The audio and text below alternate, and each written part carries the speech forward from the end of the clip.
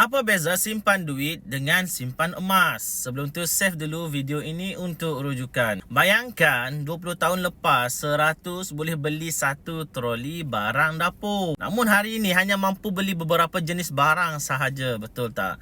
Itulah kesan inflasi diam-diam curi nilai duit kita. Salah satu cara nak elakkan simpanan kita dimakan inflasi ini adalah alihkan kepada aset bentuk emas. Duit yang kita simpan nilainya makin lama makin susut. Kuasa belinya makin lama makin berkurang dalam jangka masa panjang. Tapi berbeza dengan emas, nilainya sentiasa stabil dalam jangka masa panjang. Nilainya bukan tertakluk kepada jaminan mana-mana kerajaan, tapi oleh sebab ketulinannya sendiri. Sejarah 20 tahun lepas menunjukkan bahawa harga emas telah naik secara purata 10% setahun. Tahun ini 2025 saja kenaikan emas lebih 30%.